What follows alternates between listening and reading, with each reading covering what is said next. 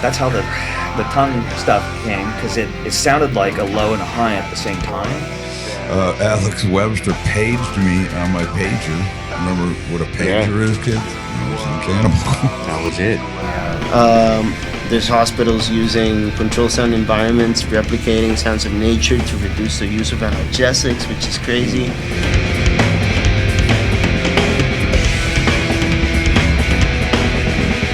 All right, welcome to Beyond the Metalverse podcast. This is your host, Paul Masvidal from Cynic.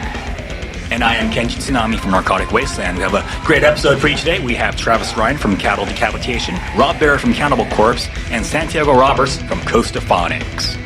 Now, for those of you watching this, there might be some discrepancy between audio and video throughout the interviews, and that's because we actually started this at Paul's house.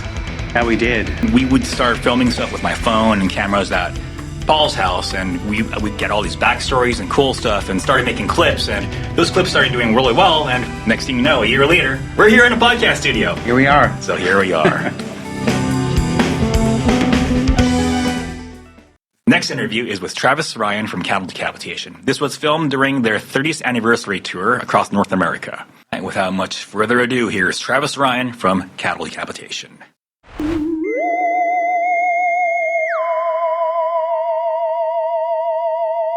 I'm Travis Ryan from Cattle Decapitation here. Nice to have you, Travis. Thank you, Paul. Yeah. It's good to see you.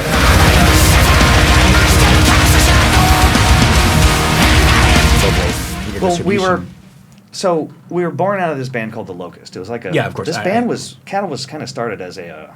I remember they called it a hot cake. They put out this 7-inch.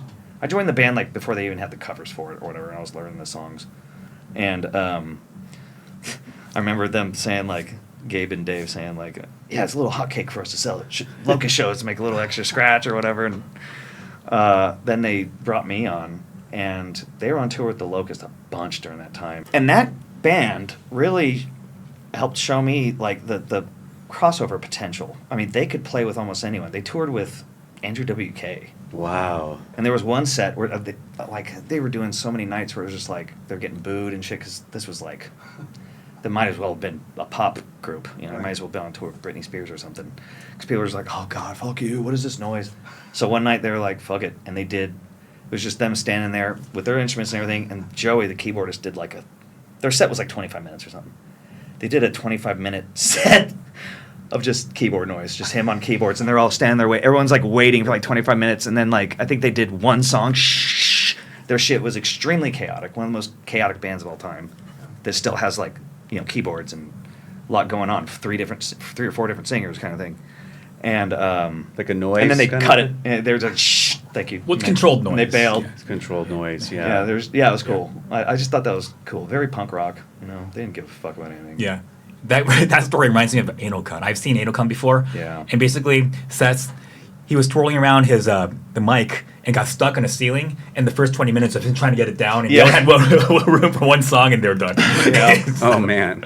Yeah, I had a 7-inch from them that was like, I think half of the record was just him and the bar owner, like the bar people telling him to get the hell out of the venue and stuff. Yeah. I know. Right? I know. I saw That's a Anal tricky Cunt name. and Anal. Yeah, I know Anal Cunt and Anal Anal Blast. Blast. I saw them on the Devil Penetration There tour. was an anal blast too. There's Yeah. Anal Blast. There's Oh, Anal God. Blast. I saw both of them. All the yeah. anal bands. Yeah, And all some the anal colorful bands. T-shirts. Yeah. That's funny. because like your background's kind of in grind, right? Because Yeah. you were heavily influenced by Carcass, the early Carcass days. Yeah. Well, the whole, like, the way it was pitched to me was, so Gabe, I was in a band, Gabe Serbian, he ended up being the drummer of The Locust. He was doing Cattle. He joined Locust soon after on second guitar. And the way it was pitched to me was, we're huge Carcass fans. We know you're a huge Carcass fan. And he had heard this demo tape thing that I gave him in my old band, or this joke band I was in that me and my friends did called Anal Flatulence.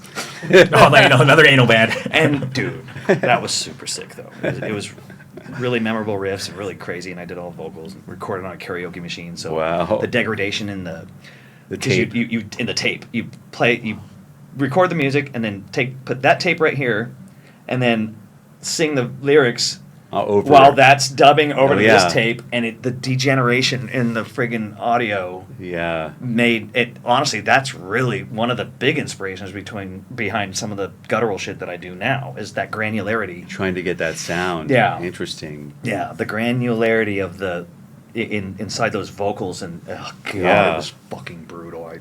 I mean, that's what's so trippy with your voice. It's almost like built-in effects Yeah. and shit. Like, you've like found a Well, way it to... was a technique. it's I was a technique, yeah. 15-year-old kid trying to figure out a way to sound like, people who I thought were like older and bigger. Yeah. Yeah, you're Turns trying out to they were do only, Bill like, 5 Steer years and Jeff older. Walker at the same time. Exactly. Right? Yeah. That's what ended up Yeah. happening later. And then I realized that was also kind of like, I was always into layering, so I was really into deicide and all that, Yeah. carcass and shit. So, but when you're live, you only got yourself. Nobody else in the band wants to even do Vocals, backup yeah. vocals, and if they did, it wouldn't really sound like these anyway. So, like Josh is a yeller, like that kind of thing, and so it was like, well, how do I, it was weird. It just felt weird. It felt like I was kind of robbing people or something, So I started like, I don't know, I guess this all was developed through playing live as a thing. I never sat there and went, okay, look in the mirror, Right. or recording myself and trying to analyze. I didn't know. It was a any of that live shit. thing. Well, playing out live so much, and then I Yeah. would pick up on things that were happening, and I would try to emulate those. Like, that's how the tongue stuff came, because it sounded like a low and a high at the same time. Yeah. And that's, and plus there's that turn your brain to pause on the end of the first song on Symphony of Sickness. That Yeah. that's kind of like, Yeah. that was echoing in my brain like, yeah, that's a thing, that's a thing. I should probably try to do that. You know what's interesting is when I first heard those vocals for the first time, I was like, dude, it sounds like a pterodactyl. Right, What's yeah. funny is like, That's what people it's like called I know it, yeah, across for a while. everyone called it pterodactyl vocal Yeah, yeah. independently. Like Yeah. That's cool. we all thought it was a pterodactyl. Yeah. Dude, it's a That's pterodactyl awesome. vocal. And nobody was doing it. Yeah, And- nobody was. Well, everyone's kept every night. How the fuck are you doing? I've heard that a million times. I'm like, I make a, amplification. Yeah. Say jokes because I didn't want anyone to know. And then it was like 2008 or 9. This YouTube video popped up, and it was called "How to Scream Like a Pterodactyl Like Travis Ryan." Oh, And cool. the guy nailed it. I was He like, nailed it. "Fuck." He stole the magic. Nailed it. But Yeah. it became a thing, I was- because now it's like people Yeah, like... it took a few years. But Yeah. It's kind of like Van Halen would turn his back when he's tapping because he didn't want Yeah, people to know really? he was Yeah. tapping what he was doing. Yeah. And then, after a while, it's just like, well, that's kind of lame. You're gatekeeping your own shit or whatever. Well, fuck, I want it to be my thing, Yeah. Like, everybody. I think people who know. But with well, you guys, it's like, yeah. Look, it's all an evolution, and I'm happy to just be part of the conversation. Yeah. Like, is this the third U.S. run I'm not- on this cycle? To be honest, we found ourselves in a weird position where it's like the band's called Cattle Decapitation, so that cuts us out of a lot of things as far as doing support slots. We've been doing all this headlining stuff. Yeah. And we're sitting here like begging for some sort of support slot. We did support to Amon Amarth Mm-hmm. back in 23 or whatever, and it was like, can we do some more of this kind of stuff? 25-minute set, get up there and rip and just be done, kind of thing. That's a great gig. Yeah, Yeah. it's fun. And playing in arenas or that Yeah, kind of crap. that was a big tour. Yeah. That was with Cannibal too, right? Or was that one? Oh no, it was us, Obituary. Oh, that's right. I remember that now. And Amon Amarth, but Carcass. And that was like a new audience, right? Yeah. It was sick. Yeah, and dude, the thing was one reason why it was so beneficial for us. What we noticed was that we started doing VIP meet and greet stuff, and the next tour we did after Amon Amarth, literally every single night, half the people were that saw us for the first time on the Amon Amarth tour. Every single night, it was That's like, the gig, saw you for the man. first time on Amon Yeah. Amarth, never even heard of you guys and stuff. I love hearing that. I Some know. people might be like, Yeah. we've been around for 30 years, that kind of thing. But I love hearing that because it means you Expanded. have a future for Yeah, you man. might have a future in this kind of shit. Yeah, no, you're getting to play for other people's audiences, right? It's Yeah. like probably the hardcore fans wait for your headline gigs because Yeah. they want to see a full set, but But we found ourselves like, okay, the band's called Cattle Decapitation, so it's like, it might be a tougher sell for somebody like the Lamb of Gods or the Mhm. Killswitch Engages of the world or whatever. And we've also gotten to a headline status. So we require, X amount of money or whatever it is, and that kind of crap. And so we're at this weird position where it's just like, who do we send them out with? We're hoping. Little by little, Or right? screw it, we'll just take a step back. Yeah. Open for a band that's, maybe, Yeah. maybe Or like does it. co-headlines and stuff like Yeah, that. I hate that term. Only Yeah. because, man, I think I might be hopefully one of the only first people to say this on a podcast, but that's a leverage tool between agents, booking agents and managers. And Right. let's face it. Yeah, yeah. It's when two bands think they're bigger than the other, and I it's a know. leverage tool. Oh, to get yeah, people to no, just shut that's- the fuck up it's- and just agree to this goddamn thing. Let's Yeah. do a tour, Whose So logo's on the left? Whose logo's on it's the right? disingenuous to me, Yeah. but I'm also Yeah. Oh no! bitter Don't bastard. get me started. I mean, it's. I've many of chat with Kendra. I was like, I don't know if that should go. If we should have So that much be in is the on cut. the cutting room floor. It's on the cutting room floor. I don't wanna so be much. one of those man, guys. I know, but dude, look, the truth has to be acknowledged at some It's point. true, And people yeah. ignore the truth all the time. That's true, and People it's- want us to be this YouTube happy-go-lucky Yeah. you- stuff. And Stop that's just not tiptoeing. this world. Yeah. Call Come that on. shit out. Yeah. Yeah, and the business is so hijacked, and there's so much bullshit going on behind the scenes, and Yeah. you see how it's all rigged. Artists and- take all the risk. We're Yeah. the last to get paid. We're the last to, we're the ones that really kind of end up suffering and stuff a lot of the time. Or, if you're lucky enough to Yeah. not have to, where you're just everything, But at that point, when everything's done for you, or you're weighted on a hand Yeah, and foot. But at that point, you're Kanye West. or Yeah, whatever, no, it's true. It's like, So- yeah, you think about it. It's like, oh, at that level, you think that they've sorted all the bullshit and they Yeah. can just. But even then, there's fucking things that they're dealing with at a different level. Yeah. Like it never ends, right? Yeah. It's like they're And I've always had a hard time putting a value on us, anyways, since the beginning to this day. because of what. 'Cause we're- For me, I got into this, I think all of us mostly got into this for the art form, Yeah. And I know that might sound funny to some people, because it's a wall of noise death metal kind of thing sometimes and stuff, but we put a lot of effort and Yeah. time and attention into this and stuff, and I don't know. Yeah, no, you were always in it for the right reasons, Yeah, which yeah. is it's fueled by a genuine desire to make something cool, and you're not like. Always have something something else in your life, some other passion. You know what I mean? Yeah. Because when your passion becomes the main thing that's bringing in income or whatever, it can definitely, depending on who you are and your worldview or the way you look at things, it might tarnish that. It kind of when It's it becomes a true. job, it Tricky. becomes less fun, or It's tricky, man. people I start know. eating each other alive. And, Yeah. get arguments. And, I mean, also, you guys, I think, and I don't know if that was the perspective from the beginning, but you were an extreme band musically, but also like had this message. when we first came out on Metal Blade, it was like, a lot of the bands, like a lot of really gnarly, brutal, misogynistic, brutal death metal bands or whatever. And I'm like, well, I like the underdog. Yeah. I'd rather be the adversary to something like that. Yeah. So it's like, let's see what the other side of the coin says. So we did a song, Testicular Manslaughter, which is, about turning the tables on a dude, where the female is now the aggressor. And, Yeah. just So something cool. new. I don't Yeah, know. man. I think that's important. There's a couple bands, Emasculator, and this band Castrator, all women, and I love that. Yeah. I love that aesthetic. I don't know.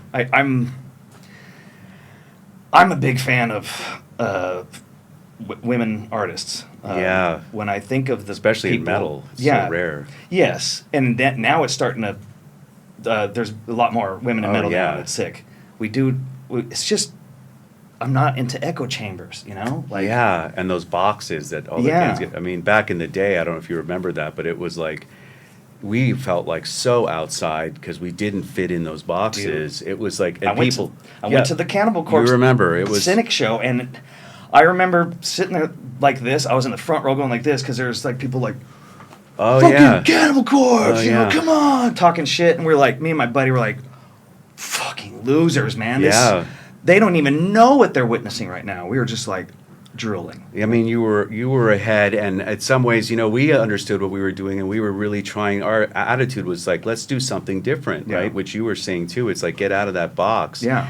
But back then, especially, it's come a long way. The scene. Oh, yeah, dude. I mean, it's another world now. Things that are happening right now just simply would have been laughed down the street 20 years ago. Yeah. Like, anime deathcore. Like, I know. you know, that kind of shit or whatever. Like, yeah. I know. I'm still not sure how Chuck would feel about like the pink designs and stuff. Although he wonder. always joked about it because they're making all these funny. yeah. That Chuck would make as The cat references, but shirts it's and become stuff. part of their merch thing, Yeah. which is very right now. But I'm still like, I'm not sure if he would be cool with Yeah, that. I wonder. Actually, Who knows? But that's the thing, and I remember thinking that too, and I even doubted it because all this newer generation stuff. I was like, wait, like, is this a novelty thing? Yeah. Are they doing well, this? people should be skeptical of the trends, I feel. I mean, Yeah. at first, feel it out, Right. see what's up. but see where it's coming from and yeah, stuff. yeah. Is it coming from the right place? That's one of the reasons I've always had a problem sort of with deathcore and hardcore. I hate to say it. I just feel like the music seems to take the back seat, or it's the last thing considered. Everything Right. else is about family and crew and brotherhood, or the lyrics or whatever. Which is funny because I'm the lyricist and we do have Yeah. a message and stuff, but I acknowledge music as a separate thing, and to me, you don't need a vocalist. Yeah. I don't think, but I also listen to a lot of like world music and stuff that's, I listen to a lot of non-metal. It's I know kind of you do. makes up the majority of Yeah, what I that's listen to. partially what makes your stuff more interesting I'm- too, because you're pulling from different Yeah. sources. I'm really into trap and drill right now, like really into it, but like the stuff they're talking about is brain rot. The music is just so fucking sick. I can't help it. It's just so sick. It's all, what You I did a always wanted cover to hear. of Dead Can Dance. Yeah. Right? Yeah. That was our drummer's idea. Oh, interesting. I was very impressed with that. I was like, oh, sick. What you know? song? In the Kingdom of the Blind, the One-Eyed are Kings. Oh, okay. And we were just talking about it earlier. I was saying, I wish we could do that song live. Or I wish that it would have had a video accompanied to it. Then it would have been a little more recognized or something. It was just a bonus track for Europe or some shit. you know? Okay. But that's my favorite thing we've ever done musically. Yeah. It's intense and it's very emotional. And that, I don't know if I'm just getting... No, I've always been an emotional person. I was Yeah. raised by my sisters and my mom, and Yeah. my mom is a very emotional person, and I got that from her genetically, Mm. big time. And that's the kind of shit musically that just resonates with me the most, Yeah. Like, and I would love to do more of that. But again, it has to be cattle decapitation. There's a dance Right. that you have to do between, like, what you want to do. Look at all the bands that we're going to do what we want, and then the fan base falls off. Yeah, it's tricky. We don't Yeah. want to alienate them. Yeah, necessarily. and you like that other side. You're just trying to find that balance where Yeah. you're still being true to where you are now too. It's Yeah. like right. Why wouldn't it exist? Of course, it's in there somewhere. Yeah. I think it's more acceptable. And I know the Carcass did a Bjork cover. Yeah. Yeah. Yeah. So, I Did mean, they? Yeah, they did. Well, they did. they remixed one of her songs. They remixed it, yeah, And that's she right, fucking but- put that out. No shit. Yeah, it's on an old single. I forgot what. Yeah, it was like, it's one of her singles, and it was like a bonus track on it. That's I forgot what track it impressive. was. I was really massively into Bjork ever since debut came out. Oh man. And yeah. then I looked retroactively. I went back and listened to Sugar Cubes and Yeah. Kukul. Her Crass Records band was super sick. Oh. Super sick. Is that's Kukul. pre Sugar Cube? KUKL. I Like think her KU punk years Yeah. or something? Wow, I Yeah. never heard of that. Cool. Super sick. Yeah, it's like total punk shit, and that was before Sugar Cubes or whatever. But I know you used to work at a record store, Yeah. right? Was that before Arby's or after Arby's? well after, yeah. Well, after Arby's. Started in like the late '90s. Do you, I think like do you 96 think or that's so. where you kind of got a lot of, so you were able to Absolutely. check out a bunch of music through that Absolutely. era, I see. But it started when I was a child. My parents had a bunch of classical records, and then there was my brother got sent away to back east or whatever, and he left behind his Kiss records and shit like that. So I'm looking at the cover going, "Whoa, this was great!" Got blood coming out of his mouth and shit. And then he put it on. I'm like, "This is lame." Like I hated Kiss. You did? Right off the bat. I'm like, "The cover looks cool. This guy's all bloody and blah blah blah." Yeah. That's about right. Shout at the Devil just come out, and I Okay, yeah. maybe like a year later, I found like Number of the Beast on tape, just the cassette, no cover, at a fucking garage sale down the street, kind of thing. And that Quiet Riot, Mental Health, that was my first communion present. I did Catholic school for 8 years, so that explains probably everything. And I got Quiet Riot, Mental Health on cassette, and that changed everything for me. Mental health will drive you mad. Yeah. The first love I ever had was Beethoven's Moonlight Sonata from a record my parents had. Mm. And then, I think that was like what really made me really get into music. So it always came from an emotional Yeah. point. I think the reason why, metal flows through my veins. It just always has. Yeah. And death metal that and the sound and just the sheer intensity of it matches my, my inner voice or whatever. Yeah, yeah. I'm kind of intense, sort of, as a person. I'm a little more mellowed right now because first day of tour was last night, so I'm just like kind of dragging. And I had a El Farolito burrito earlier, so that'll do Nice. it. But, yeah, when the guys started writing more melodic parts and stuff, I'm like, well, shit. I had been listening to when we play live and I do some screams, I would hear like pitches come back from Yeah. like reverb in the house or whatever.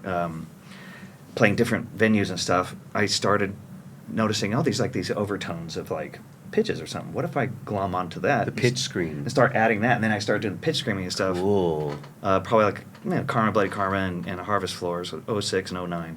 But 2012, they started writing really way more melodic shit. I'm like, hey, check this out. What do you think? Yeah. And it was, like I said, we do Zoom recordings of, we put all the way up until this current record we're working on, literally, even Terrasite, it was like a Zoom recorder in the middle of the room.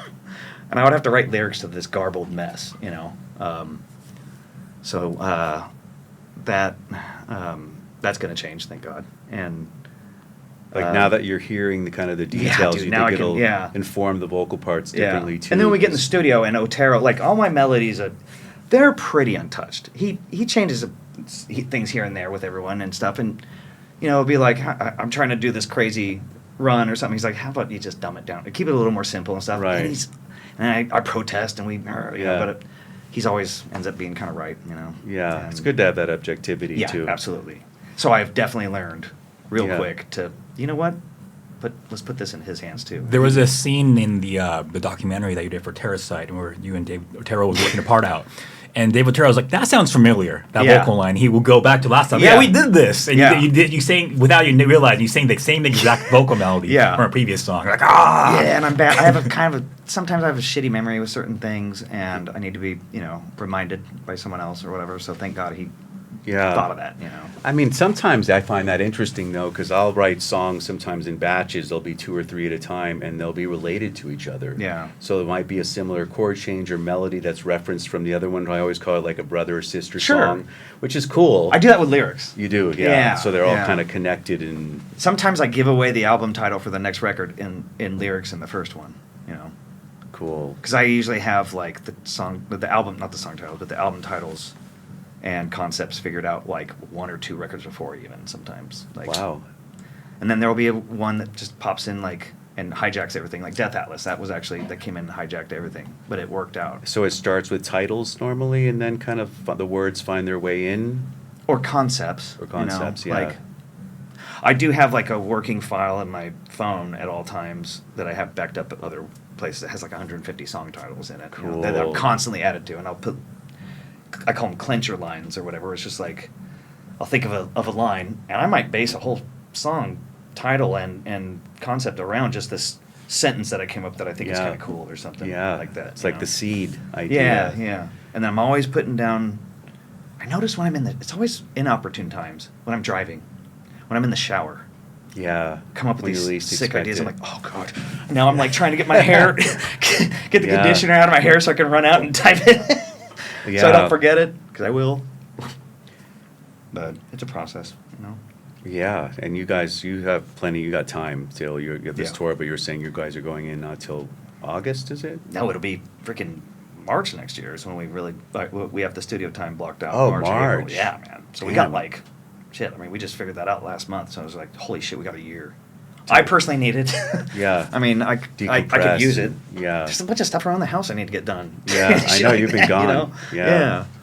I haven't been able to do in the last 6 years or whatever. But that's a good problem to have. Yeah, and that gives you plenty of time too to kind of show up Yeah. prepped with everything, and then you can kind of finesse things with Yeah. Dave, right? Yeah. Otero is the man. I mean, he really helped give us a second half of our career. How cool.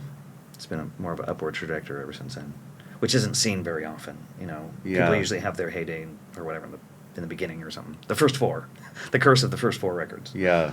kind of thing. At least that was maybe like 80s, Mhm. 90s or something. But I was so happy to see you guys come out so hard with Trace and Air.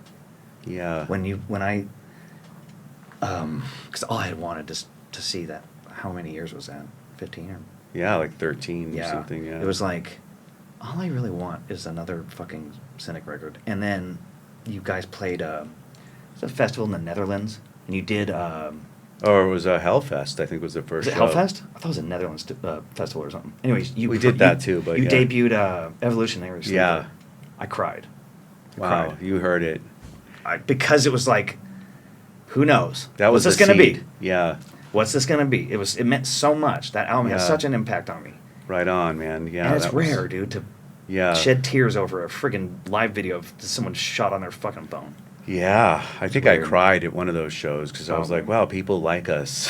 Again, you know what I mean? It's one of those things. Validation. But that, speaking of seed ideas, like that was the root of the record. It was Yeah. that song was like, then it all just happened. It was like, Yeah. there's the beginning, you know? So it was It kind was of cool to beautiful. test it, you know?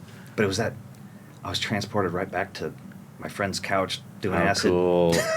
smoking weed, and listening to Blesser of the Sick and Cynic and Cannibal and all that stuff, and just Yeah, I don't know what it is with LSD and our music and other records, but a lot of people told me over the years, it was like I finally got Cynic when I was on psychedelics. I yeah. was like, well, when you look at that cover, yeah, yeah, it's very, it's almost it can bring back like Yeah. flashbacks or that kind of thing or whatever. It just that feels like it's like going yeah, into infinity it's got or the whatever. vibes for Yeah. sure. We did this off camera, but do you want to go back and mention how you discovered Cynic in the first place? You Yeah, said you that would you say it was the at Death's Door At Death's compilation? Door. That demo. Yeah. And I was like, this is sick. That voice is fucking weird. And then the album came out, and I was just like, oh, because we were really into. Wait, what came first, Human? Or Yeah, Cynic? Or Human. Focus? Human was Okay. 91. So yeah. that was just like, dude, next level right there. I was my first death metal tape I ever got was Spiritual Healing. Oh, cool. And then to go from that to Human yeah, and seeing that jump and that really interesting production sound or whatever on it. yeah. I don't know. It was just like, oh my God, this is insane. It was a new thing And then for Death. Focus yeah. was just like that to this really crazy degree. And it was Yeah. it was left field completely, totally from left field. It's so cool because I've been hearing your name, for decades, and it was like, yeah, Travis, that guy's he gets Cynic, people would talk Yeah. about it, and I was like, man, who is this dude? Like, I was like, I still have my Cynic Focus shirt from that from that tour. From that tour. That's it was one of the crazy. ones I was smart enough to retire it Yeah, because it was starting to get little pinholes and stuff, and I retired it and put it away, and then it revealed itself during like a move or something 10 years cool. ago or something. I was like, yeah. You could this is eBay probably a that shit. $2,000 shirt. Or Yeah, whatever. I'm serious, yeah, those no, are I'm worth keeping some. that shit. Yeah, It was, dude, that, you guys really, I mean, that was, it allowed me to have the mindset to go in and, hey, let's do something different within the same realm of Yeah. these people, it did for you guys. Yeah, or for me personally, Yeah. definitely. Dave McGraw, definitely, obviously, Yeah. Cynic fan, big time. But you guys really came in and showed everybody it doesn't just have to be, Yeah. or whatever. Because I was all about Broken Hope. I was all about Cannibal. You and, were, yeah. and all that shit then. But Yeah. then this obscenely musically proficient stuff pops in, and it's just like, oh, dude, Yeah, there's another game way. keeps getting changed. Yeah. It's so sick. That's cool. I mean, it's interesting because I sit there and I think Cattle's always been weirdly outside although you might be referenced with those kinds of bands, you're still like off. You're not really fitting in. I want to be genreless. Yeah. I think that's the coolest It is the coolest thing. Not to alienate anybody. It's Yeah. still gonna be aggressive, and Yeah. we're not gonna go full. Right. It's got to but be you're Cattle. you're pushing though a little bit in Yeah. some new way, right? There has to be some sort of walls of noise in that Yeah. kind of thing. That harkening back to like the first couple of records or something. Yeah. But Which reminds me, do you habla español? poquito. Poquito? Muy poquito. Muy I- poquito? Because I took Spanish in college, and I grew up with Brujeria Spanish.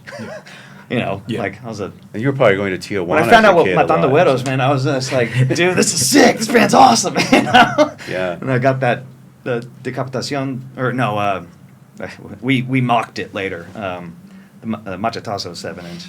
Oh. My buddy had that, and he was explaining to me who they were and what they were about. I'm like, oh, that sounds like the coolest thing ever. These satanic cartel members that, you know, like, Yeah. they're after all the white boys. I'm like, that's cool. Yeah, because the reason why I asked is because the earlier splits that you have songs that are completely in Spanish and lyrics Yeah. in Spanish. So did you just kind of? Well, that's what it was. It was a, bro, it really comes down to there's certain languages that just sound fucking gnarly when you're doing death metal vocals or whatever. Yeah. Or whatever, you know what I mean? Yeah. Spanish is one, for sure. Yeah. And I just fell in love with Brujeria and then Disgorge. That's really brutal Yeah. band. Although you couldn't understand a word he was You saying. have their bass player, right? As part of No, your- the Mexican Disgorge. From, Oh, there's other Querétaro. Discord. Oh, okay. Yeah. Who were really extreme. Their covers were some of the worst ever released. I mean, worst as in brutal.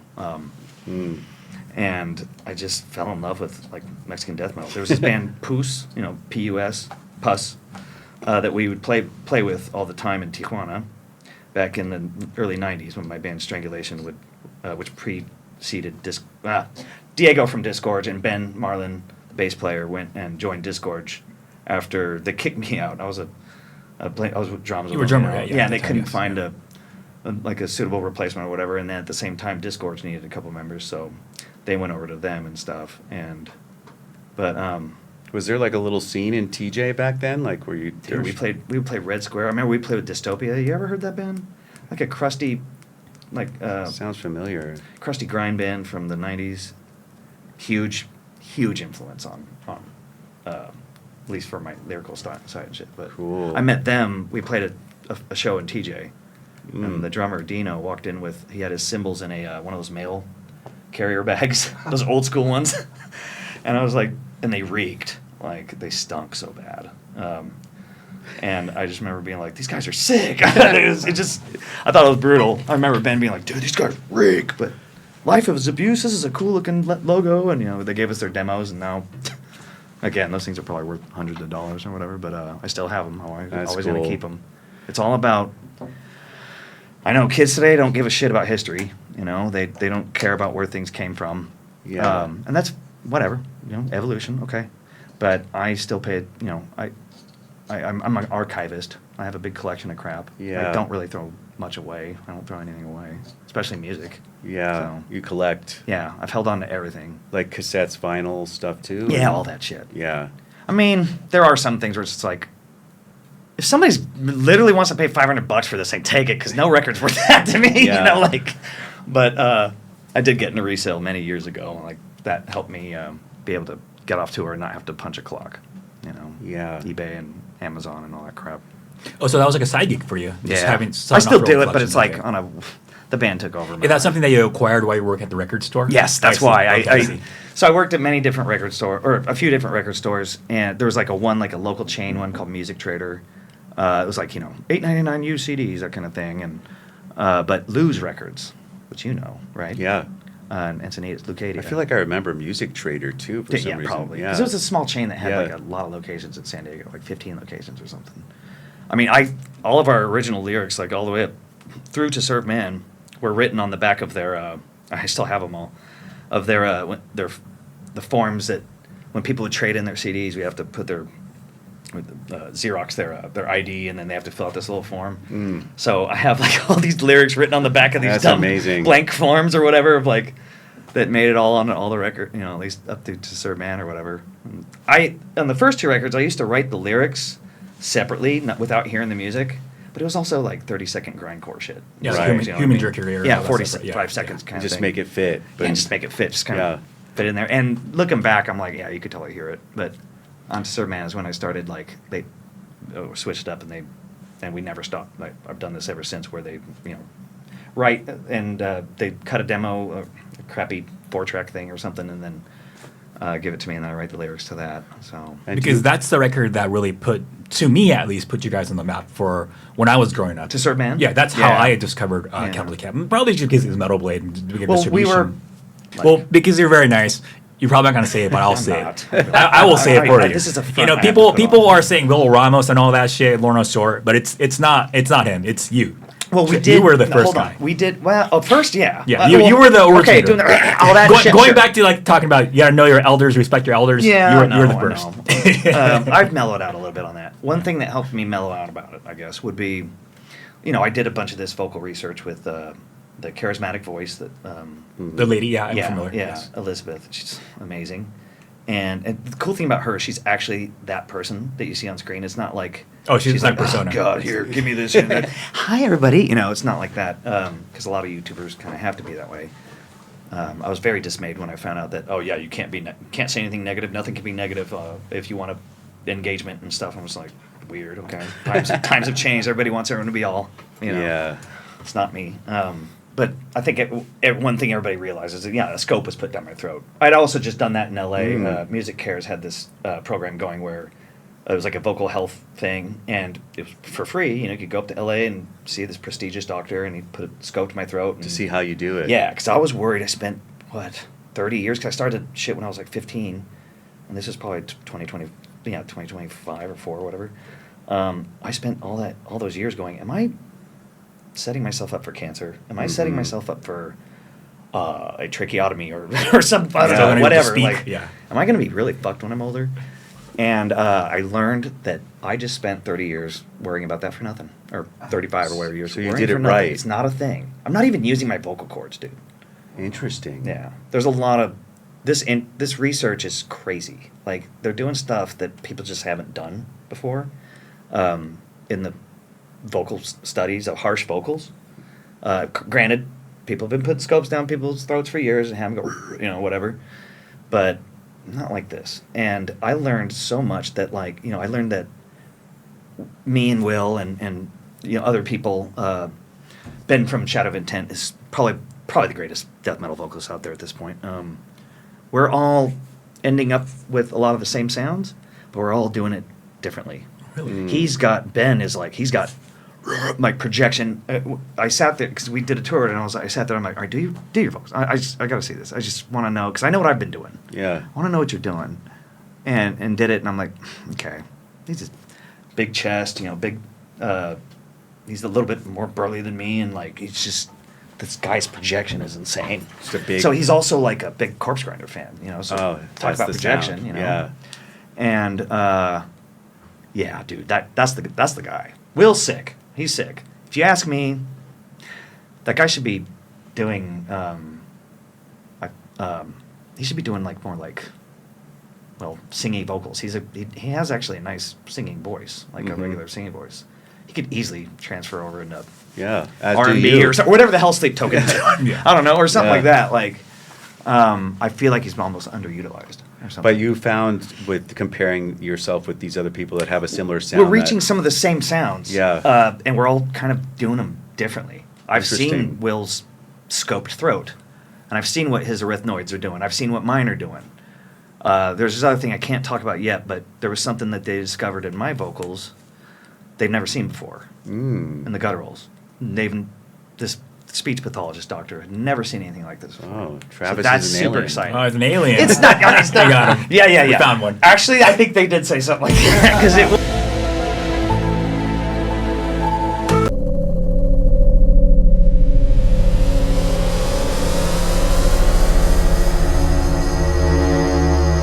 All right, up next is Rob Barrett from Cannibal Corpse. This was actually filmed as part of the upcoming Cynic documentary for Focus. And while I was filming this, I was thinking, man, people need to hear this. So this is like really good metal history right here. Yeah, I mean, Rob has this incredible elephant-like memory. So we ended up going far beyond. So without much further ado, Mr. Rob Barrett.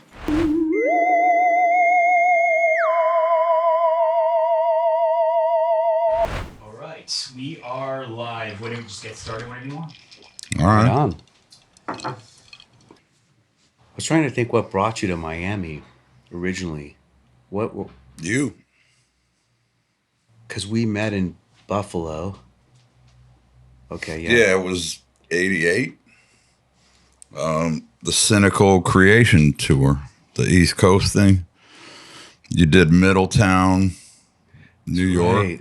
Primeval. Yeah, Primeval. Yeah, because you all had Primeval shirts on when you came to the show Yeah, in that's Buffalo. It was funny. like Primeval. So we kind of went up there, and we were playing with Cannibal. It was Malevolent, but they set up the Cannibal. Yeah, it was Malevolent, Cynic, going up the coast, and then you were doing shows. Yeah, Brett with- drove my van. Yeah. Yeah, the Astrovan. Yeah, Aerostar. The Aerostar. Oh man, that's another funny story about when we ran out of gas on the way home from Lauderdale, but we'll tell that one later. That's funny. Yeah, you had to jump over the fence on 95, That's right. like with a gas can. Yeah. And you were like, "Stay here, Rob. I'm gonna hop the fence and get some gas." And I'm like, people are speeding by, and the aero van's like Dangerous shaking. shit. I'm like, dude, what the fuck's happening? But anyway, yeah, like 88. Cynical Creation Tour, and then you played the Elks Lodge on Kenmore Avenue, and I lived like 10 blocks away from the venue. So I walk down there and I go in, and you guys are playing, and I'm like, what the fuck is going on right now? The first thing I said to myself was, if I could find musicians like this in Florida, I'm moving there. And just seeing Sean and Jason and Tony and you, like, just on top of the game, Yeah. like really tight. And then I started talking to you guys, and I was like, man, I think I'm going to move down to Florida. And you told me, well, look me up if you come down, and I'll help you however you need help. And that's what you did. Wow, that's right. Yeah, because I moved to Pompano Beach originally with Bob Del Monte, Jeff Juskevich. He was on the Ten Commandments. He was also in Leviathan with Chris Barnes Okay. in Buffalo. Yeah. And I moved down with Blackowitz, Yep. Jeff Del Monte, and this girl Tracy Riggs. And we just drove down there in 2 separate vehicles and got an apartment in Pompano. In Pompano, that's And then right. eventually we moved. Yeah, we lived right off Sample near 95. They called it Crack Alley, but we didn't know at the time. Right. And then when we figured that out, we moved off Commercial Boulevard. In Lauderdale. Yeah, and then So you 3 of you were sharing a place, or 4? no, there were 5 of us. It was the 4 guys and then Tracy. Damn. In the first 2-bedroom, and we let her have the 1 bedroom to herself. Wow. And so it was 4 of us. That's in one amazing. bedroom. Fucking But like we bunk would, beds or we something. didn't give a shit. Yeah. We would sleep on the floor. We Yeah. didn't care. My mother actually gave me some air mattresses. Oh, nice. So we were using those. How cool. And then from there, we moved to Commercial. And then that's when I really started being able to hang out with you guys, because you would drive up for shows. Right. And you played at Nobby's. Remember Nobby's, Nobby's in Lauderdale? the Treehouse. The Treehouse, Yeah. 21 North. Yep. I remember all those all little, the places. Yeah. Miami, Washington Square. Washington Square, and then the Yeah. Thrash Can. Thrash Can. Yep. Yeah. You played there with Carcass and Death, I think. Yep. And then I the- videotaped it. Remember I had like the cameo. the cameo. We played there for- with Dark Angel.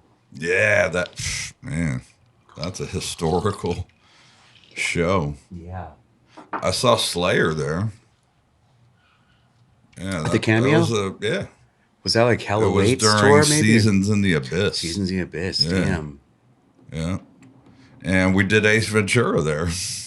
At the cameo? At the cameo. No shit. Yeah, right there. Wow. So they shot that all over the place. The movie? I think they shot most of it in Miami. They did, huh? Yeah. I would think. Yeah, it's all South Beach. Is it? Okay. Yeah, the apartment that he was staying in with the mean landlord. Yeah. It was like the apartment right next to the cameo. What year was that? 93. Okay. Right. Wow. Yeah, you had the Cynic first demo art or the I second still have demo. the shirt. Everybody wants to buy it. That's cool. It's yeah, this dude in France, he's like, I collect shirts. I must have the Cynic shirt because I was Yeah. like, no, it's mine. You gave it to me. I'm not gonna. That's crazy. You still sell got it. that. Yeah, it means something to me. Mm-hmm. Pablito gave it to me So when did you? Why did you end up in Miami? Because you, like, because of you. I know, but was it like, did you move into with me and my mom, and then No, it was the warehouse, right? yeah, the warehouse first, and then I would sleep over at Smitty's, the original bass player David Smith. Yeah, I remember him. He would let me sleep over there sometimes, and then Marquez would let me stay at his place too in Little Havana. Right. But my home base was the warehouse right near yours.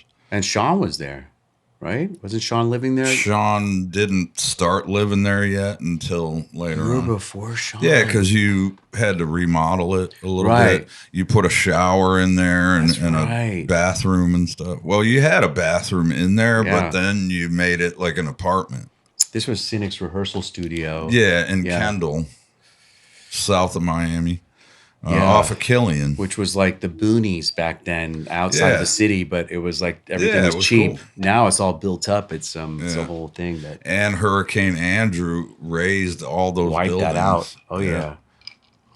Yeah, I remember going home from that Retribution tour in '92 because the Hurricane Andrew hit while we were playing in LA. And we were watching it on the news. And Damn. when we got home, those buildings were rubble. It was I was picking It pummeled my the city. stuff out of the rubble. Yeah, it was like a bomb hit that city. It was incredible. But Denny had insurance, He so did. like Wow, the good for him. equipment got reimbursed. But yeah, it just sucked. What were you playing? Was it a Les Paul or something? I'm trying Well, I bought a Kramer Focus off of Jason Goebel that's right. for like $250 It's like a Strat because he had style? it was a red Strat with a Yeah. black pickguard, Right. and he sold it to me for $250 because he had just gotten that ESP M1 Custom That was nice. that his grandmother painted. Painted. Yeah. I bought it off of him. You did? Yeah, That was really cool guitar. on the Sinister Cannibal tour. I told him to bring it, and I gave him like $1,200 cash for it. How cool. You still Yeah. got that or? Unfortunately, no. Hard times, man. Yeah, I was man. in Malevolent. Yeah. That explains it.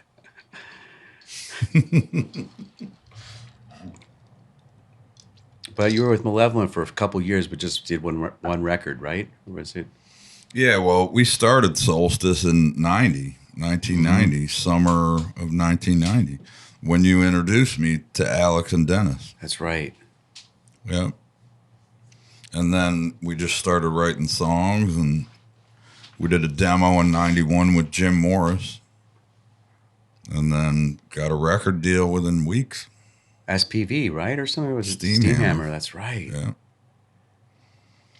And then we joined Malevolent.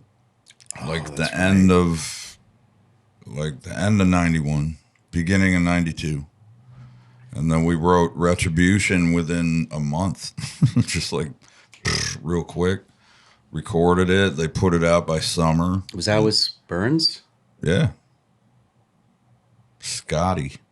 But getting back to the Cynic part, that was, I just started hanging out with you guys. Like, you would drive up to Lauderdale, and then you would call me and say, hey, we're doing shows with Carcass and Death. That was Spiritual Tour, That's right. 1990.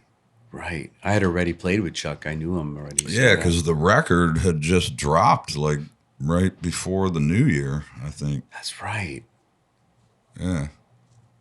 Spiritual Healing Tour. Yep. Yeah, and then I started hanging out with you guys all the time. And whenever you would do shows, you would invite me, and then I would like roadie for you, like help you load in That's and out and right. shit. And I went along for the shows you did with the Death Carcass thing. And after that, we started doing shows together. Yeah. Yeah. I remember that. Washington Square. Yeah. We were all about the beach. It was a little scene. South Beach. Yeah. It's different now. Yeah. So then after that, you know, we ended up doing the Malevolent record before the Solstice record, even though we had already signed with Steamhammer. And then, yeah, we did the Solstice record like 3 months after Retribution. And then we did the summer tour with Agnostic Front, Obituary, and Cannibal Corpse. I was in Malevolent. We shared a bus with Cannibal. How cool. Oh. And after that tour, Alex and I quit Malevolent and continued with Solstice. But then Alex Webster paged me on my pager. Remember what a pager is, kids? No, they don't. I had a pager. But yeah, he paged me, and I was like, oh, that's 716. That's Buffalo. So I called him, and then he told me that they needed somebody to do the tours because they got rid of Rusey, the original guitar player. Mm-hmm. So then I flew up there and just put Solstice on hold.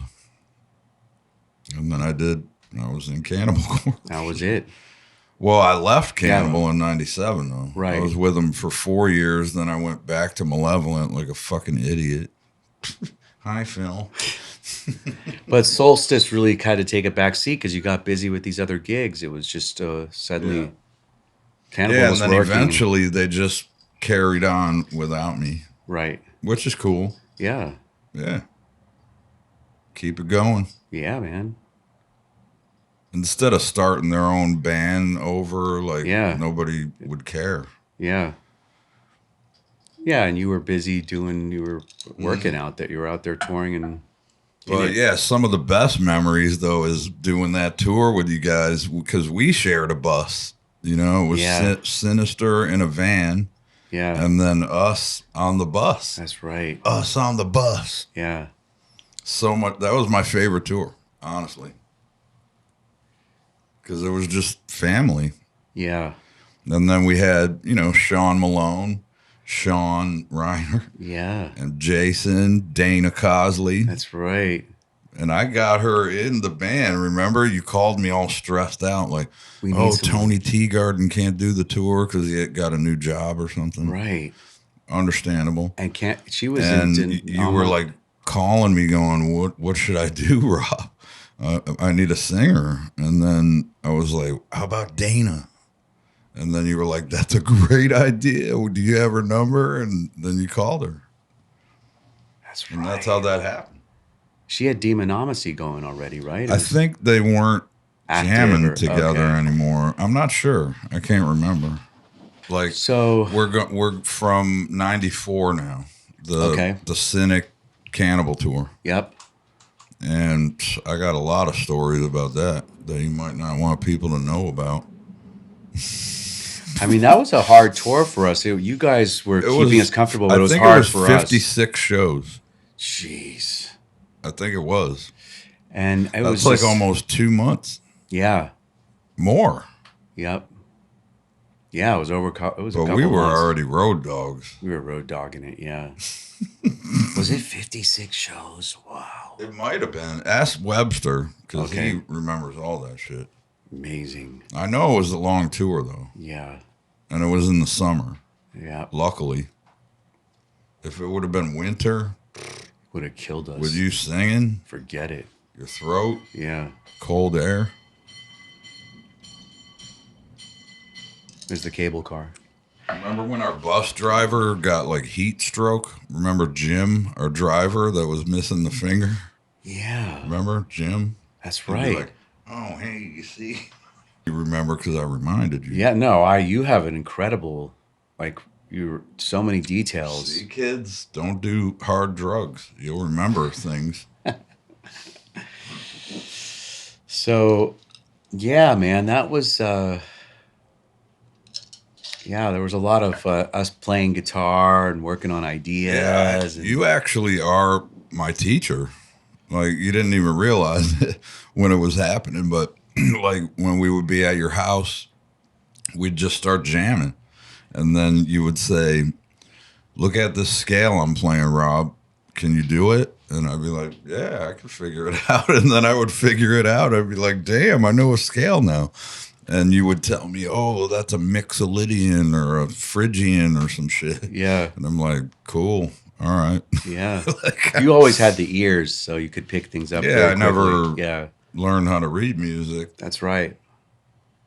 Yeah, you didn't. You just heard everything and just immediately got it. Ear tune. Yeah, totally. Just tune your Yeah. guitar to whatever you want to play Yeah. and play it. No, you It's was a like gift. always referencing funny. Because I remember it was like grunge was peaking in that era, and you do those voices, and you just graded it. Yeah, one time we were on the bus. I got so many stories of us on the bus, but one day, I think maybe Atlanta, I'm not sure where, but we were just sitting on the bus and you started jamming, like Jason was playing guitar. And then I started singing like the dude from STP. Oh yeah, Like he was playing some shit. Yeah. And then I was like, singing all this fucking Riffing grunge it. kind of shit. And it was just hilarious. Everybody was laughing yeah, because it was funny. it was funny. Because that was like the cool shit. Yeah. And I was like mocking it. Yeah, But I do like the stuff. You Yeah. know, I like STP. It's good for yeah, what it is. good tunes. Yeah, they wrote some good shit. Yeah. But at that time, we were like, oh, hey, we're fucking death metal. Fuck that grunge shit. But I do love Alice in Chains. Yeah, And I wouldn't even consider them grunge. You know, like they have their own thing. yeah, they're, I don't like the label grunge. Right. What does that even mean? yeah. Stupid. I think it was just referencing like the style, Whatever. yeah, the clothes, and Well, everybody has to label everything. yeah, exactly. You know, like Yeah, that how was would I the- label cynic? I couldn't. I'd just say it's cynic. Yeah, You That was can't hard. say That it's was a tough metal, thing. jazz, rock, Yeah. whatever. It's like everything. yeah. Yeah, I think that was probably why some of the shows, most of the shows on the tour Cannibal were hard because people, it was mostly your audience. Obviously, we didn't really have fans across the globe, not much. And they were just like not cool with I They're like, think what the fuck is this They shit? noticed that we were good friends, though, and I think they eventually like accepted you. Yeah. You know, like, man, these guys really look up to them as musicians. Maybe we should give it a listen. Yeah, I mean, like I remember actually San Francisco was one of the best shows, the Bay. Like we had Yeah, we played at Berkeley Square. that was And I was on the phone with my ex-girlfriend, and you ran all the way back to the venue because you guys drove to a hotel or something before we left. And I remember I was on the phone in a phone booth in the venue still, and you ran all the way back because you knew I was there. And you were like, Rob, the bus is leaving. You know, we got to go to the bus. Shit. I remember shit like that. damn. Yeah, and I remember like Alex was studying with Malone. Malone was Yeah. giving him little lessons and stuff Yeah. backstage, and Yeah, we all learned a lot from you Yeah. guys. I'm sure Paul, our drummer, learned a lot from Sean, you know, Yeah. just watching him.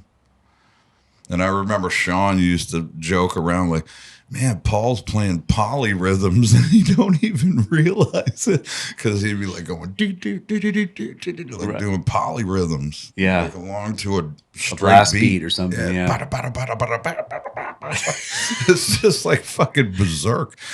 Right, That's he's why I just- call him berserk. That's his style. I remember that was Yeah, it's just yeah. fucking wild. yeah. It's like riding the edges. Unconventional. Yeah. Yeah. I mean, that's actually a lot of that early. That's where like it's really shifted with the digital stuff because all that it was on the verge of punk. A lot of those blast beats and all that. That's like where Napalm merges with that world because it was like right in the edges and not precise and fucking very free and just fucking right. You know, I think all the speed element came from punk and From punk. hardcore. yeah, Because most metal wasn't really fast right. until thrash metal. If you think about it. That's right. Yeah, and it all kind of a lot of the thrash. Well, there was the scene in Europe, but this was where it was all going Well, down. yeah, Destruction and Creator. That's Right. my two favorites. From the German bands. If you listen to Solstice, it sounds German. Kind of. kind of that makes sense why the SPV signs you. Yeah. Just with an American something. But they were big into Metallica, and I mean, that's where, So weren't we all? yeah, they came out of that, right? That's why my right hand is the way it is. Right. James Hetfield, the king. Yeah. Do you do a lot of down picking with Cannibal and stuff? Like, It's a lot of down picking. I feel like live, do you like, so you have to find alternates to like make it? I do a lot of, yeah, I got my own little secrets. Yeah. 3 down, 1 up. I did it a lot with Solstice because Marquez was like flying. Yeah. Yeah. It'll take a So toll. I had to keep up with him. So it's like 3 down, 1 up. Yeah, just a skip. Wow. Barrett style. And you got that thing going, right? It's like you got that. You got that thing going on. The hand. That thing. Yeah. Yeah, the banana thumb. Yeah. That's funny. Where's that guitar at? I'll show you. Yeah. The banana thumb. That's what, I don't know. Yeah, it does look like a banana when I'm playing. That's funny. That is big right there. Oh, shit. Yeah, so here's the 3 down, 1 up. Oh. Cool.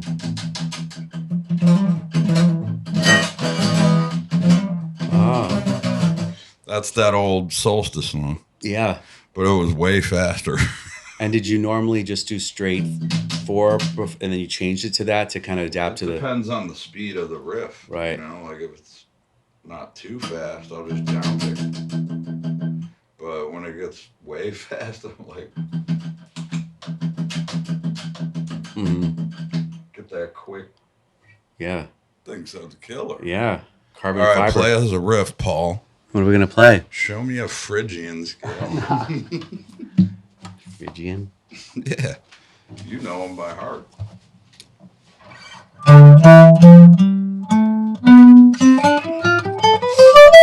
No, it's not that. Yeah, this is I feel like I'm on the bus again. You would be standing on the couch because you're so short, and you'd be up there barefoot, and you'd be like, Rob, how does this riff make you feel? You would turn off the lamps and shit. You'd be like, let me get some mood lighting going. How does this riff make you feel? And I'm like, damn, that is a weird riff. Because it's like atonal. You got some atonal shit going on. Right. Some like It's not chromaticism. It's melodic, but in a weird way. Yeah. Do you Well, call that was cynic. You know? Is it like linear? Is It's that just how this you would call chromatic it? music. Yeah, there's a lot of like half steps. Damn. Yeah. Interesting. Yeah, all that stuff was, built around that shit. Yeah, you're pretty good on guitar. I learned all kinds of shit from you playing, just watching you. I just applied it in a different way. It was funny. It made me think of like, because there was those early days, Chuck was really opposed.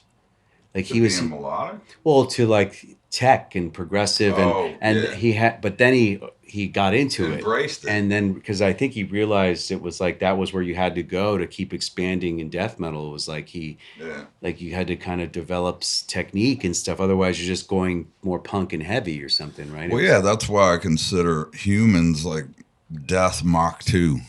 You know, it's like a rebirth Yeah. of the band Death. And that's when it went progressive Right. in a good way. For sure. Yeah, because you got the 3 classics, Scream, Bloody Gore, and Leprosy. And then, And spiritual, yeah, and then Human took it into a new level. for sure. I mean, just like Reinhardt alone interpreting those riffs. I mean, he just like, Yeah, I think it made Chuck feel a little more free to expand. for sure. Yeah, because if you have the right tools in a toolbox, you could do whatever you want. Yeah. Yeah, it was definitely like a new beginning for him. Yeah, Sean and you being the new addition to the songwriting and arranging, Yeah. that was like it brought the band to the next level. Yeah, and Chuck was really like we already had a friendship, so it was like we had Yeah, some he used trust. to come and hang out all the time Mm-hmm. because he was, dating some friend that you Yeah. guys knew. Yeah, for years. Kim. Yeah, Kim. And her friend, what was her friend's name? Erica? Erica. Oh, Erica's cool. she used to like me. She's so cool. Yeah. She gave me her high school graduation picture. You know how girls do that? I want you to have my picture. She's beautiful. She's a pretty girl. Hey, Yeah. where are you at, Erica? I don't know where she's at actually. Where are you at? We chatted. I think she's in Hawaii or some Really? shit. Yeah, like somewhere. Man. Or like Greece. Maybe All Greece. right, well, track her Yeah. down. She'll remember me. I used to go to her house. We all used to Oh go yeah, to her we'd all house. hang out. I Yeah. remember. Yeah. Her mom was cool. Her she mom would was let us super party cool. and shit. Yeah. Yeah. Wow, we're going way off base Yeah. here. Well, let's Digging deep. continue tomorrow. All right. Yeah. To be continued. All right, end it with Phrygian? a Cynic riff.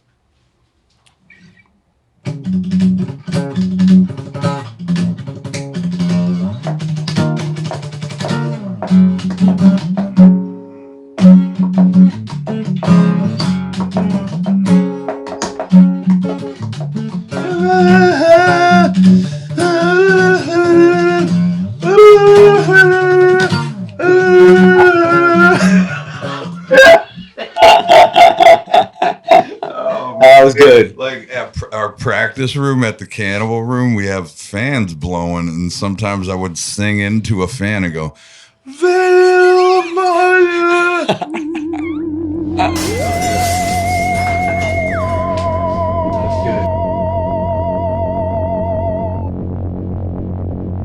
Up next, we've got Santiago Roberts. He's brains behind Costaphonics.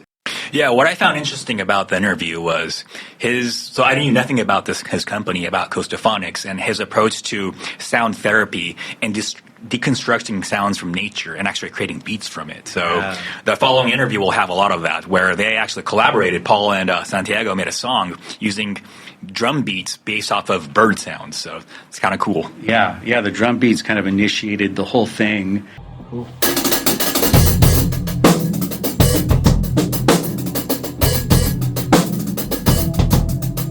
Costaphonics we do experiences in nature with sound. So it's ecotourism with sound. We take people to different forests around the country and we put in vests that vibrate with sound. They can listen underwater, they can listen to soil. We give them different listening exercises. The whole point is not for them to identify species, but more to change their relationship with sound.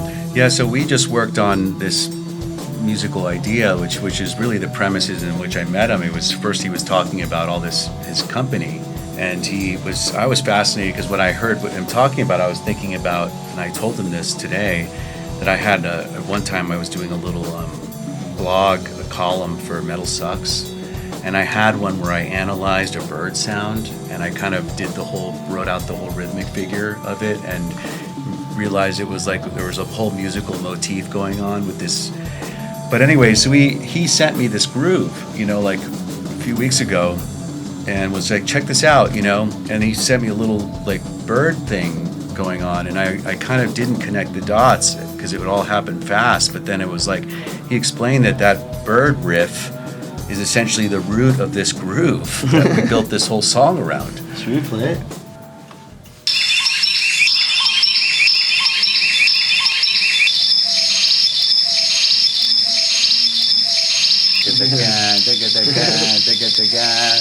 Okay, so that's the first thing you do. Then you add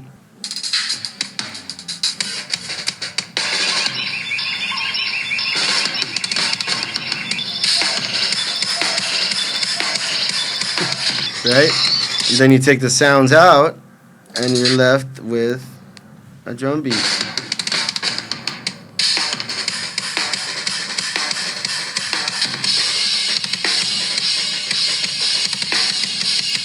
And yeah, we wrote a song today. Yeah, we're gonna work on it.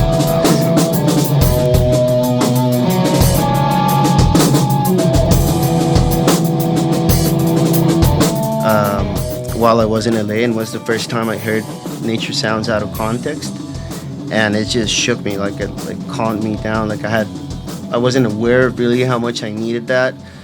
And you know, in music school, you're in essence learning how to transpose and interpret sounds, pretty much.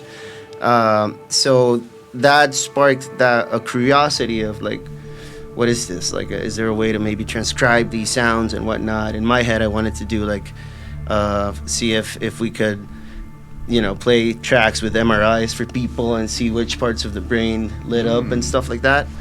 And in that process of doing research, I discovered Bernie Krause. Bernie is a very cool individual. He used to play guitar for Pete Seeger, and he also was one of the guys that popularized the Moog synthesizer. So whenever Stevie Wonder would get like his new Moog, he would be the one to show up and show him how to do it and stuff like that. And then Bernie started recording soundscapes, mainly for like movies and stuff like that. They would hire him to record that.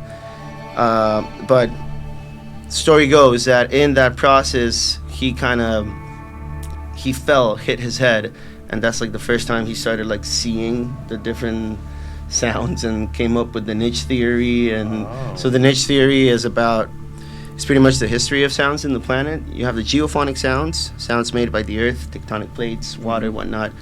Out of that spectrum, living organisms identified their own, like each owns niche, right? Like calibrating a walkie-talkie. And then human beings learn how to develop our own sounds, imitating these. And I'm kind of drifting a little bit, but it's a way to explain why this was fascinating to me, because under this optic, that means that sounds of the planet, sounds of species, and then we developed our own sounds imitating those. So in sounds of nature is where you find the origins of language, of expression, of music, right? Yeah. So, and I was never very good at theory, so I was always looking for other ways to relate more to music and kind of, you know, how do I make it the most natural it could be. But yeah, after I discovered Bernie, I got in touch with him. Yeah, he's the godfather of soundscape ecology, pretty much, which analyzes how healthy ecosystems are based on the amount of sounds they generate. Wow. But he also links it with anthropology, and it's different than bioacoustics in the sense that bioacoustics is more like a single species. So I'm gonna analyze this toucan and how it reacts when it sees its predator or things like that. That's like only analyzing the violin. You want to know what the whole orchestra is doing. Yeah. So, man, that just blew my mind, and I've been obsessed with this for years. Yeah, that was pretty cool. Sick. We did it. We did it. I was never really good at music theory, so I was also always trying to look for other ways. I'm a very good listener, but yeah, I guess like it's funny, like the exercise we were doing. Just that alone, so just to give a little context, we just made a song that it originated from beats that came from imitating certain recordings that I made in Santa Rosa Research Reserve in Costa Rica. And so you you have the sounds of nature, then you add a drum beat on top of that, and then you take the sounds out and you're left with the beat, and then you add music to it. That exercise of like, it's almost like I'm comping as if I was comping on a jazz band. Yeah. I'm thinking that like because it's you can't quantize it so much. It's just not the same.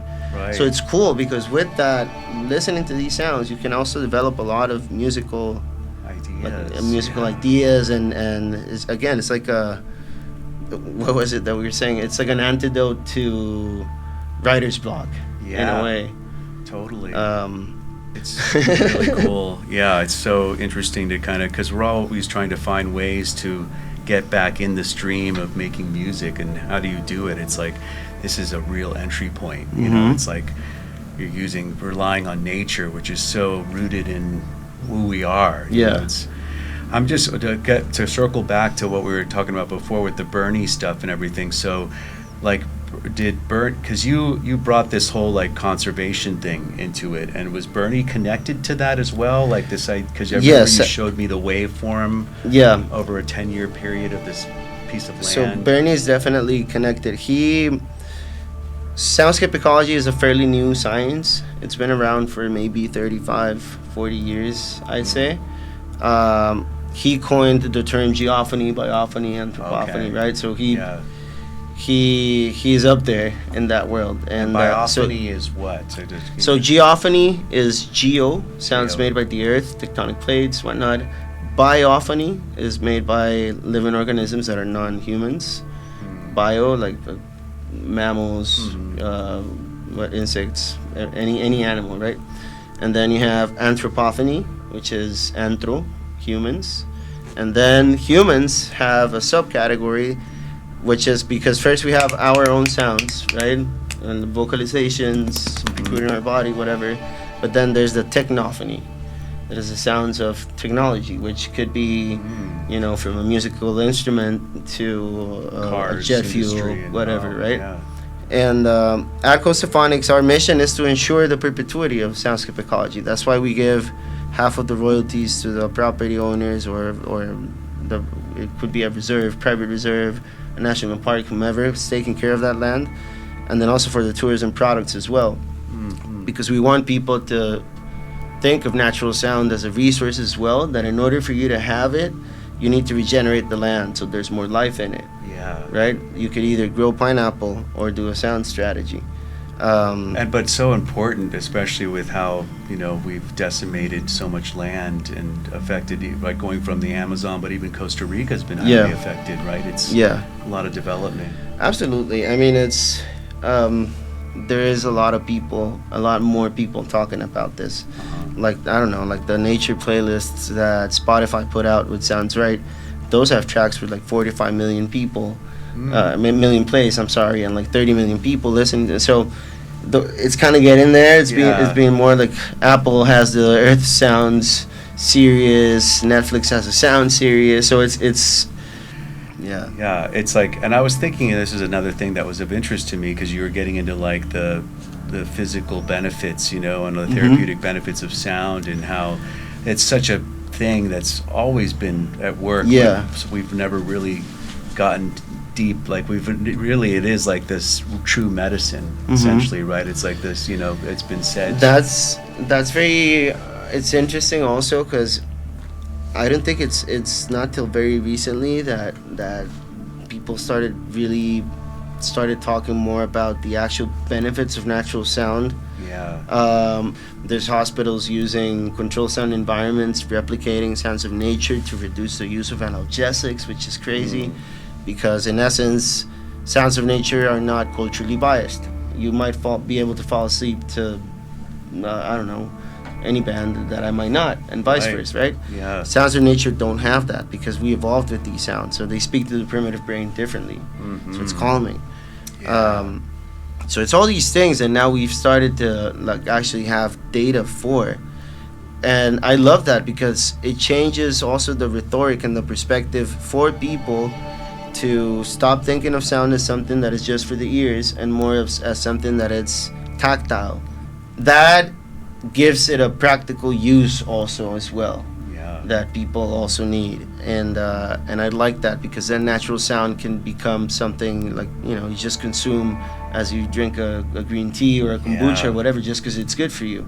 Right. If you have that, if you change that rhetoric and kind of attract people to natural sound in that context, and then you design different systems underneath so that the distribution is gonna properly include nature as the very basis of that ecosystem, then it's all you have to do is listen, literally, and then as a Just musician, listen. all you have to do is write Yeah. music. Even like, and I learned this early on in a meditation practice, I'll never forget, and I started to teach it myself, which was like a way of bringing yourself into the present moment, is, especially if you have a busy mind, is to just listen Yep. to the space you're in. Yep. And really pay attention, and then start to break down the sounds in the space you're in. So if you're in a city, you could hear, you know, maybe a bus going by or people walking, and you start to break down the different frequencies, and it's a tool to stay here, Yeah. to stay present. Yeah. And so there's like all these benefits that go, you know, it's like the roots of mindfulness, you know, could be traced in the act of listening. Yeah. And then getting into the physical benefits, like the healing, it's like everything, right? Yeah. And it's so cool as a musician, you know, because you have that too. You're a musician, so it's like this is Yeah. the root of it. I forget. Yeah, you forget. On a good day. And you just go down that rabbit hole. It's so cool, man. Oh, it's so It's cool. so cool. Like, then you start seeing you start hearing recordings of trees and like the trunk Yeah. of trees when their air bubbles are busting, and then like all these things. It's just really fascinating. By understanding that part, you can channel it, you can funnel it for conservation. Which is really cool because you're giving it back to the original artist. Yeah. It's like you guys And- created this, so And the way that's being done so far, Earth Percent, Brian Eno's foundation is kind of like the bank in a way that like they receive the royalties and then they distribute them. Very cool project.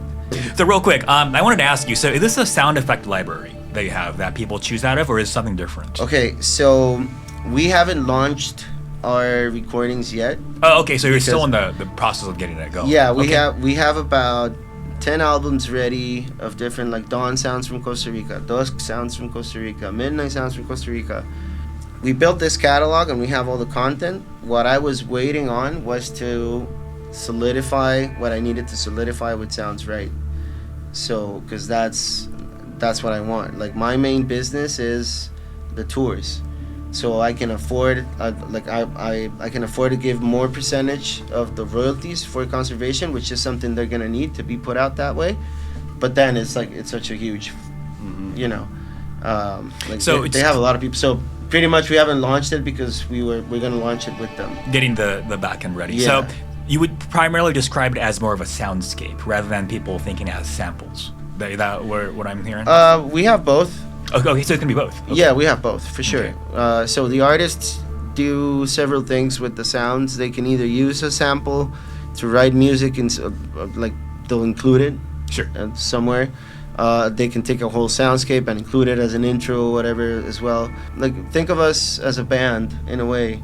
Costaphonics is a weird hybrid. It's like a band slash label because we also collaborate with other artists slash tour agency because we also have them over in Costa Rica to do all these things. But let's say, for example, I'm trying to get that little sample or whatever you created. I want to, oh man, this sounds great. I want to use this as intro. So I just look it up through a website. And how do I use it? Is there some kind of royalty program that happens, or do I make a one-time payment, or how does someone? No. It's so how it works is literally, I'm not selling a catalog per se in that sense. Okay. I'm just uploading the music on different streaming services as any other band would do. What's changing is that I'm registering that track so that 50% of the copyrights go to Okay, the so land properties. so it happens in the So back end. it's normal music. You as a consumer, you would listen to this just like on your iTunes or Apple Music or Spotify or whatever. If you're an artist and you get in touch and like, okay, we're gonna put some music out, then I'll share some samples with you and stuff like that. But Okay, I that's see. not open for the public Got yet. it. So in order for someone to say, I really like that sample of that monkey or whatever that was recorded, that person will have to reach out to you directly to make that happen. Yeah, Okay. for now. For now. I Yeah, see. Okay. yeah. Sounds good. Eventually, I wanna like I'm thinking, Splice. If you're listening, Splice. Do you know Splice? I'm not familiar with Splice. no. Okay, Splice is a very cool platform that it's for producers, and you upload your shit, and people can use it and stuff like that. So, a sample pack like this, I'm envisioning it in a platform like Splice. Okay. There's different ways of, sometimes like I have clients that are just from hotels that want to give a souvenir to their tenants after they leave, to a person that has a farm and he just wants to listen to the farm when he's in the city.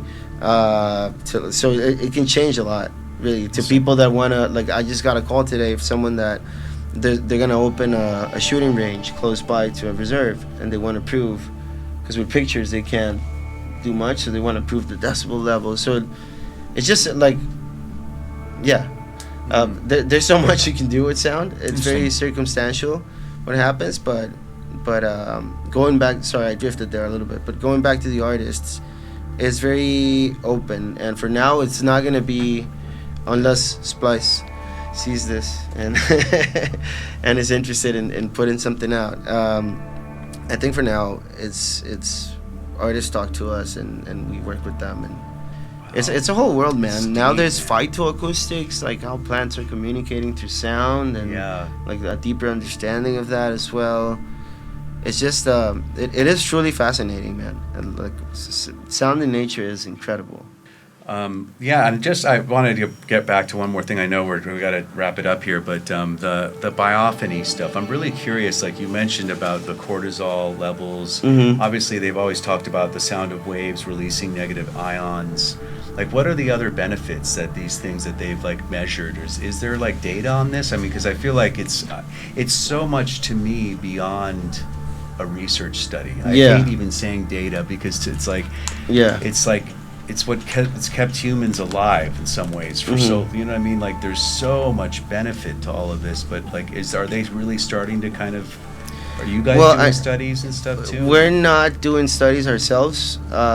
We do have a pilot that we're trying to convince a couple clinics to let us do, to really measure, you know, hypertension and all these things when you walk into a room without these sounds versus when you walk into a room with these sounds, things like that. How is your hypertension being raised when you're in the city versus when you're in nature, like all these things. But that takes a little bit of time, and you have to be very strict with the protocols so that it's valid. We haven't done a study like that per se. Bernie Krause has. And there's a lot, like I know in China, they started doing a lot of interesting research as well, pretty much monitoring the before and after in national parks, like going in and going out with headphones, without headphones, things like that. But yeah, we do know that they bring down hypertension, they bring down cortisol levels, you can fall asleep faster, you can fall asleep more efficient. You can reduce the use of analgesics with controlled sound environments. So, and that makes sense to me because like in nature you have all sorts from subsonic to ultrasonic sounds. So in theory, anything that you have for like sonotherapy and whatnot, in that sense, that it's choosing, it's covering the whole spectrum. Exactly. No, that shit fucking heals diseases and stuff. I mean, I was thinking like, because they always used to make fun of hippies in the '60s saying they're tree huggers, you know, and it's like there's a benefit to hugging a tree. It's actually like emits, you know, there's not only the frequencies of trees, like trees really are like the answer, you know, and that they emit frequencies and they have but they also like, or it's therapeutic. I think of myself as a child being like waves of depression and stuff, dealing with a crazy household, and I would just go and sit under a tree. And that was like, and I had these banyan trees, you know, in Miami, that I would feel like they were my place that would help me. It was like my friends that would help me feel safe. And I was thinking, man, there was something in that, these trees, you know. No, for sure. I mean, it's hard to, we literally evolved with it. Yeah. It's like who we are. Yeah, exactly. It's like there's no separation, really. Exactly. It's really cool. Yeah. Thank you, Good man. stuff, dude. Thank you, man. Yeah, thanks for Appreciate it. showing up. Yeah, man. Yeah. Thank you for doing this. It's been great.